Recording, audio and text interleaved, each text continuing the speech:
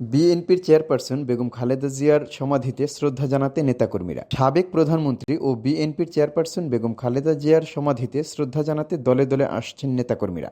ওই সকাল থেকে রাজধানীর শেরেবাংলা নগরের জিয়া উদ্যান এলাকায় নেতাকর্মীদের উপস্থিতি বাড়তে থাকে। দলীয় সূত্র জানায়, বেগম খালেদা জিয়ার মৃত্যুতে গভীর শোক ও শ্রদ্ধা জানাতে বিএনপি এবং এর অঙ্গ ও সহযোগী সংগঠনের নেতাকর্মীরা তার জন্য সব পৃথিবী খোলা। আমার মনে হয় যে ভেস্তের দরজা তার জন্য প্রত্যেকটা দরজা খোলা তার। এটাই আমি চাই, কারণ তিনি যা দিয়ে গেছেন, এত ভালোবাসা দিয়ে গেছেন, এত জনগণের যিনি ভালোবাসা হৃদয় জয় করেছেন, প্রত্যেকটা হৃদয়ের যে দোয়া তাকে কিন্তু কবুল করতে হবে। আজকে আমরা সেইভাবে এসেছি। আমিও তিনি অসাম্প্রদায়িক ছিলেন, আমি অসাম্প্রদায়িক শিক্ষক। ঢাকা বিষয়ে আপনারা দেখেছেন, মানবতার কথা বলি, অহিংসার কথা বলি। দেশের বর্তমান আগামী দিনে যে নির্বাচনটা হবে, আমার মনে হয় আমরা সকলেই যদি বেগম খালেদা জিয়াকে ভালোবাসি, জাতীয়তাবাদী শক্তিকে ভালোবাসি, শহীদ জিয়ার আদর্শকে যদি ভালোবাসি এবং তারেক সাহেবকে যদি আমরা ভালোবাসি, বর্তমান চেয়ারম্যানের পদে অধিষ্ঠিত হয়েছেন, আমরা ওনাকে যদি ভালোবাসি, আমার মনে হয় আমাদের তা দেওয়ার কিছু নেই। আমরা একটা ভোট দিয়ে সকলেই একত্রিত হয়ে বিজয় ধানের শীষে যদি ভোট দিয়ে আমরা জয়ী হতে পারি, এটা হচ্ছে সবচেয়ে বড় সান্ত্বনা। এবং এই জিয়াউর রহমান এবং তারেক রহমান এরা সবসময় সৃষ্টি হয় না, এরা অনেক বছর পর পর এর বিকল্প হয় না, রিপ্লেসমেন্ট নাই। খালেদা জিয়ার বিকল্প খালেদা জিয়া, জিয়াউর রহমানের বিকল্প জিয়াউর রহমান, তারেক রহমানের বিকল্প তারেক রহমান। তাই আমি তাদের এই যে আমাদের শহীদ প্রেসিডেন্ট জিয়াউর রহমান এবং বেগম খালেদা জিয়ার আত্মার মাগফিরাত কামনা করি, মহান আল্লাহর কাছে জান্নাত কামনা করি। এবং আমরা এখনই যাব।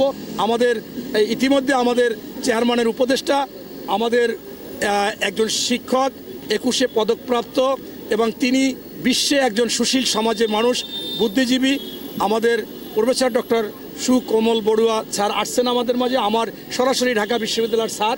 এবং তিনি আপনারা দেখবেন যে ঠিকই জিয়ার আদর্শে, খালেদা জিয়ার আদর্শে উনি কখনো, ওনার মধ্যে কোনো অহংকার নেই। ওনাকে যদি কেউ বকাও দেয়, তাকে ভালোবেসে বুঝাবার চেষ্টা করে। এইটা কিন্তু এখন তারেক রহমানের মধ্যে আপনারা দেখতেছেন। তারেক রহমানকে আপনার শহীদুল ইসলাম নামে একজনে কটূক্তি করেছিল, ওই ওসমান হাদির ওখানে তাকে ধরেছিল। তারেক রহমান জানার সাথে সাথে বলছে না, তার এই বাক স্বাধীনতা, তার তর্ক বিতর্ক এবং কাউকে কিছু বলার অধিকার আছে। তাড়াতাড়ি করে বিএনপির প্যাডে আপনারা তার মুক্তির দাবি জানান। কবর জিয়ারত প্লাস আমাদের কোরআন শরীফ তেলাওয়াত সহ আমরা মোনাজাত করেছি। আল্লাহ তাআলা ওনাকে বেহেশতের উচ্চ মুকাম দান করুক। এই জন্যে আমরা মূলত এখানে আসা। আমরা বাংলাদেশের সকল সাধারণ মানুষকে প্লাস ফার্মেসিদেরকে আমরা জানাতে চাই, আমাদের ফার্মেসি যেহেতু আগামী 12 তারিখ নির্বাচন, এই নির্বাচনে আমাদের প্রতিটি ফার্মেসি, টেকনাফ থেকে তেঁতুলিয়া, প্রতিটি জায়গাতে আমাদের ফার্মেসি আছে। এখন বাংলাদেশে প্রায় 15 লাখের মতন ফার্মেসি আছে বাংলাদেশে। তো আমরা সব জায়গা থেকে আমরা মেসেজ দিতে চাই, আমাদের ফার্মেসি আমাদের দানের শীষের পক্ষে কাজ করবে। ওনাদেরকে আমাদের দানের শীষের পক্ষে কাজ করার জন্য আমরা উদার্থ আহ্বান জানাই। এবং আগামী দিনে আমাদের দেশনায়ক তারেক রহমানের হাতকে শক্তিশালী করতে পারি, আমরা কাজ করে যাচ্ছি মাঠ পর্যায়ে। ইনশাল্লাহ আগামী দিনও আমরা কাজ করব এবং 12 তারিখ আমাদের বিএনপির দানের শীষের প্রতীককে বিজয়ী করে ইনশাল্লাহ আমরা বাসায় যেতে চাই। এই আশাবাদ ব্যক্ত করে আজকের মতো এখানে শেষ করলাম। বাংলাদেশ জিন্দাবাদ।